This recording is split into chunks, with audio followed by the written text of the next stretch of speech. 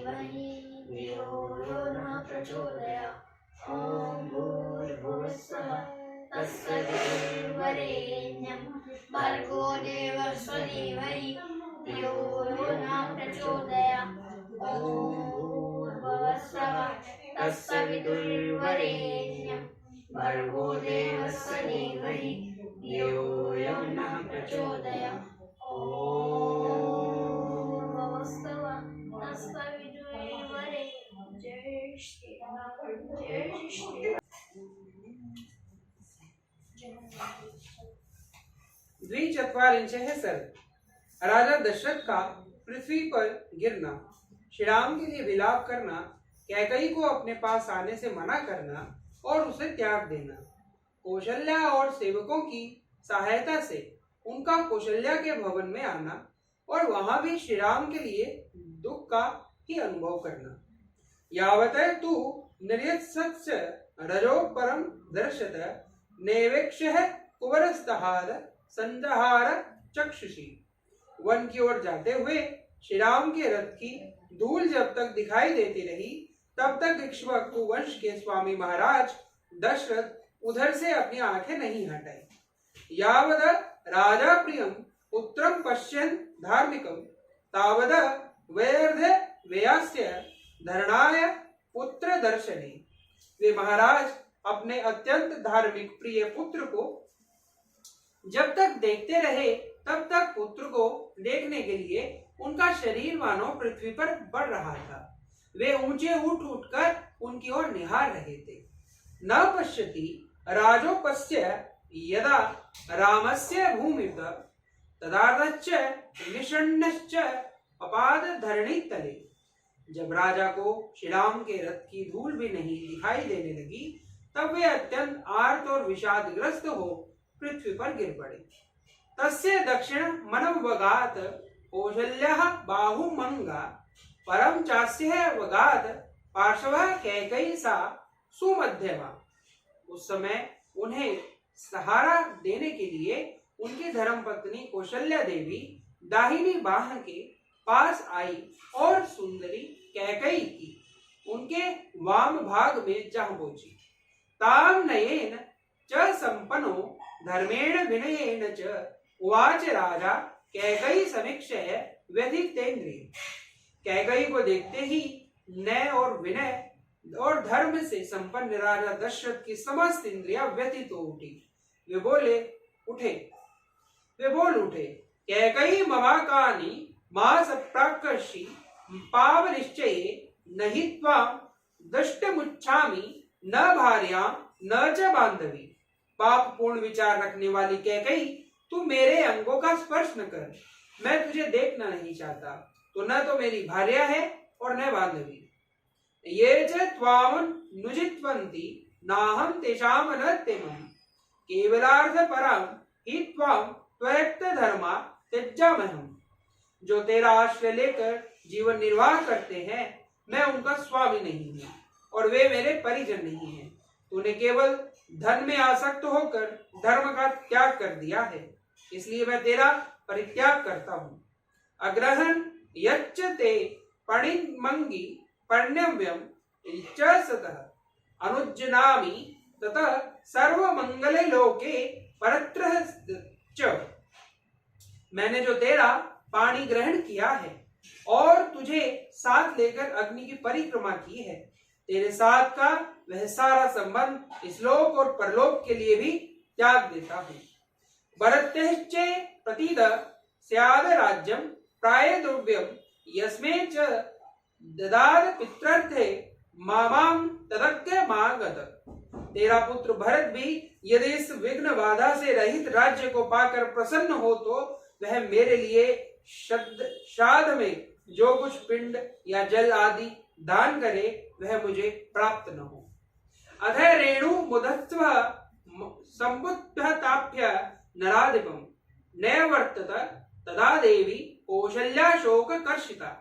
तदंतर शोक से कातर हुई कौशल्या देवी उस समय धरती पर लौटने के कारण धूल से व्याप्त हुए महाराज को उठाकर उनके साथ राजभवन की ओर लौटी। हत्वेव ब्राह्मणम कामाद स्पष्टे मनिमीव पाणिनाम अनवत्य धर्मात्मा पुत्रम अचिंत्य राघवम। जैसे कोई जानबूझकर स्वेच्छापूर्वक ब्राह्मण की हत्या कर डाले अथवा हाथ से प्रज्वलित अग्नि का स्पर्श कर ले और ऐसा करके संतप्त होता रहे, उसी प्रकार धर्मात्मा राजा दशरथ अपने ही दिए हुए वरदान के कारण वन में गए हुए श्री राम का चिंतन करके अनुतप्त हो रहे थे। निर्वयेव निर्वयेव सिद्धतो रथ वनवर्षु राज्ञो नादि भवो रूपम गत्यः यातु मतो यथा। राजा दशरथ बारंबार पीछे लौटकर रथ के मार्ग पर देखने का कष्ट उठाते थे। उस समय उनका रूप राहुग्रस्त सूर्य की भांति अधिक शोभा नहीं पाता था। विललाप स दुखार्थ प्रियम पुत्र अनुस्मरम नगरांत मनुप्राप्तम बुद्धवा पुत्र मथा ब्रवित। वे अपने प्रिय पुत्र का बारंबार स्मरण करके दुख से आतुर और विलाप करने लगे। वे बेटे को नगर की सीमा पर पहुंचा हुआ समझकर इस प्रकार कहने लगे, वाहनानाम च मुख्यानाम वहताम तम ममात्मज पदानि पथि दृश्यन्ते स महात्मा न दृश्यते। हाय, मेरे पुत्र को वन की ओर ले जाते हुए श्रेष्ठ वाहनों घोड़ों के पद चिन्ह तो मार्ग में दिखाई देते हैं, परंतु महात्मा श्री राम का दर्शन नहीं हो रहा है। यम सुखने पदाधेनुषु शेते चंदन रूपिष्यत विच्यमानो महारर्वि स्त्रीभिर्वम सतोत्तम स नूनम कविच्य देवाज्ञ वृक्षमूल मुपाक्षित काष्टम वा यदि वाष्यम नुपाध्या शशियते। जो मेरे श्रेष्ठ पुत्र श्री राम चंदन से चर्चित हो, तकियों का सहारा लेकर उत्तम शैया पर सुख से सोते थे और उत्तम अलंकारों से विभूषित सुंदरी स्त्रियां जिन्हें व्यंजन डुलाती थी, वे निश्चय ही आज कहीं वृक्ष की जड़ का आश्रय ले अथवा किसी काठ या पत्थर को सिर के नीचे रखकर भूमि पर शयन करेंगे।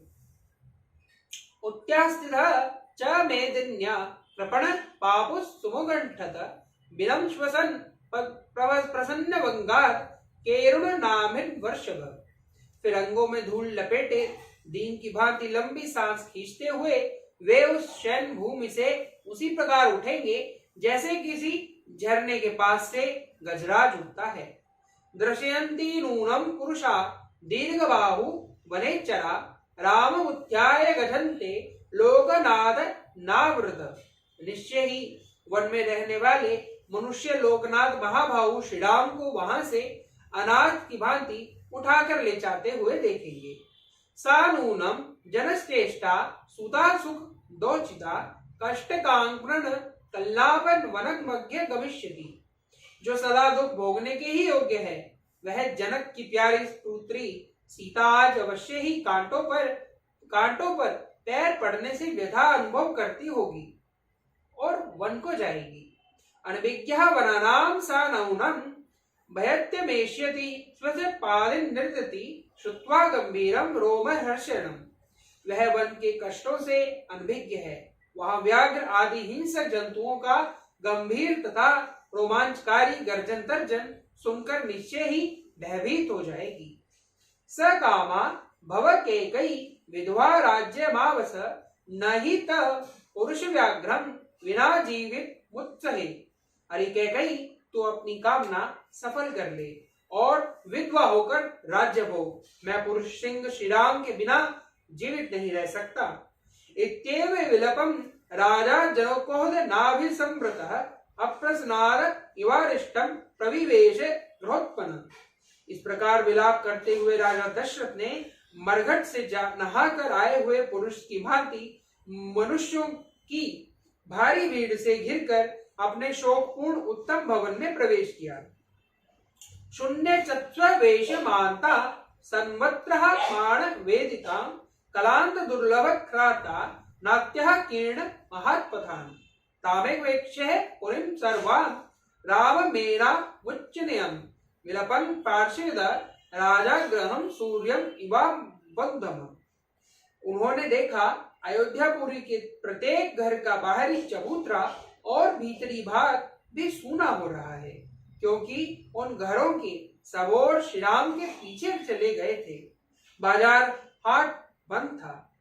जो लोग नगर में हैं, वे भी अत्यंत कलांत, दुर्लभ और दुख से आतुर हो रहे हैं तथा बड़ी बड़ी सड़कों पर भी अधिक आदमी आते आते नहीं दिखाई देते हैं। सारे नगर की है अवस्था देखकर श्री राम के लिए कि चिंता और विलाप करते हुए राजा उसी तरह महल के भीतर गए जैसे सूर्य मेघों की घटा में छिप जाते हैं। मय्यः मत वक्षोभ्यम सुपर्णेन अतोपुरकम रामेण रहितम वेश्यम वेदश्च लक्ष्मणेन च। श्री राम लक्ष्मण सीता से रहित वह राजभवन उस महान अक्षोभ्य जलाशय के समान जान पड़ता था जिसके भीतर के नगर को गरुड़ उठा ले गए हों। अधः गद्गदश्चेस्तु विलपम वसुधाधिपः उवाच मृदु मंदार्थ वचनम दिनस्मरम। उस समय विलाप करते हुए राजा दशरथ ने गदगद वाणी में द्वारपालों से यह मधुर अस्पष्ट दीन युक्त और स्वाभाविक स्वर से रहित बात कही। कौशल्याया गृहं शीघ्रं राम मार्तुर नरेतुमाम नहरयत्रम ममाश्वासो हृदयस्य भविष्यति। मुझे शीघ्र ही श्री राम माता कौशल्या के घर में पहुंचा दो, क्योंकि मेरे हृदय को और कहीं शांति नहीं मिल सकती। इति ब्रुवन्त राजा वर्ण्यं दार्शनम कौशल्याया गृहं तत्र निवेशतः विनीतवतः। ऐसे बात कहते हुए राजा दशरथ को द्वारपालों ने बड़ी विनय के साथ रानी कौशल्या के भवन में पहुंचाया और पलंग पर सुला दिया। ततस्त्रः पविष्टस्य कौशल्याया निवेशनम अधिरुच्याप शयनम बभूव लुलितम मनः। वहां कौशल्या के भवन में प्रवेश करके पलंग पर आरूढ़ हो जाने पर भी राजा दशरथ मन चंचल एवं मलिन ही रहा। पुत्रदेन विहीन च समुष्यः च विवर्जितम अवश्यवद भवनम राजा नष्ट चंद्र विवाह भवम। दोनों पुत्र और पुत्र वधू सीता से रहित वह भवन राजा को चंद्रहीन आकाश की भांति श्रीहीन दिखाई देने लगा। तच्च दृष्ट्वा महाराजो भुजमुच्चहं वीर्यवान उच्च एव स्वरेण प्रकाशाधा राम विजहसीनो सुखिता बत तम कालम जीविष्यन्ति नरोत्तमा परिष्यजन्तो ये रामम दक्षिणन्ति पुनरागतम। उसे देखकर पराक्रमी महाराज ने एक बाह ऊपर उठाकर उच्च स्वर से विलाप करते हुए कहा, हाय राम, तुम हम दोनों माता पिता को त्याग दे रहे हो। जो नरश्रेष्ठ 14 वर्षों की अवधि तक जीवित रहेंगे और अयोध्या में पुनः लौटे हुए श्री राम को हृदय से लगाकर देखेंगे, वे ही वास्तव में सुखी होंगे। अधरात्रम प्रपन्नाय कालस्त्राय विवातमन अर्धरात्रे दशरथ कौशल्यान ब्रवीत। तदंतर अपनी कालरात्रि के समान वह रात्रि आने पर राजा दशरथ ने आधी रात होने पर कौशल्या से इस प्रकार कहा, न त्वाम पश्यामि कौशल्ये साधुं मां पाणिनां स्पर्श रामं मेणु नुगता दृष्टियापि न निर्वर्तते। कौशल्य, मेरी दृष्टि श्री राम के ही साथ चली गई है और अब तक नहीं लौटी है, अतः मैं तुम्हें देख नहीं पाता हूँ। एक बार अपने हाथ से मेरे शरीर को स्पर्श तो करो।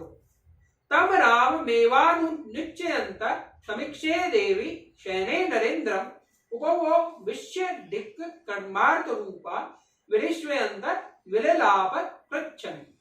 शैया पर पड़े हुए महाराज दशरथ को श्री राम का ही चिंतन करते और लंबी सांस खींचते देख देवी कौशल्या अत्यंत व्यथित हो उनके पास आ बैठी और बड़े कष्ट से विलाप करने लगी। इतिहासे श्रीमद् रामायणे वाल्मीकि आदि काव्ये अयोध्या कांडे द्विचत्वारिंशः सर्ग। इस प्रकार श्री वाल्मीकि निर्मित आज रामायण आदि काव्य के अयोध्या कांड में 42वां सर्ग पूरा हुआ। जय श्री राम, जय श्री राम, जय श्री राम। राम जय जय राम जय जय राम जय जय राम मैं तो राम ही राम पुकारो। श्री राम जय जय राम जय जय राम जय जय राम मैं तो राम ही राम पुकारो। श्री राम जय जय राम जय जय राम जय जय राम मैं तो राम ही राम पुकारो। श्री राम प्रभु मेरे सुन लेंगे मैं तो कब से राह निहारूं। श्री राम जय जय राम जय जय राम जय जय राम मैं तो राम ही राम पुकारूं। श्री राम जय जय राम जय जय राम जय जय राम मैं तो राम ही राम पुकारूं। श्री राम प्रभु मेरे सुन लेंगे मैं तो कब से राह निहारूं। श्री राम जय जय राम जय जय राम जय जय राम मैं तो राम ही राम पुकारूं। श्री राम जय जय राम जय जय राम जय जय राम मैं तो राम ही राम पुकारूं। श्री राम प्रभु मेरे सुन लेंगे मैं तो कब से राह निहारूं। श्री राम जय जय राम जय जय राम जय जय राम मैं तो राम ही राम पुकारूं। श्री राम जय जय राम जय जय राम जय जय राम मैं तो राम ही राम पुकारूं। ओम आरोग्य शक्ति, ओम आरोग्य शक्ति, ओम आरोग्य शक्ति।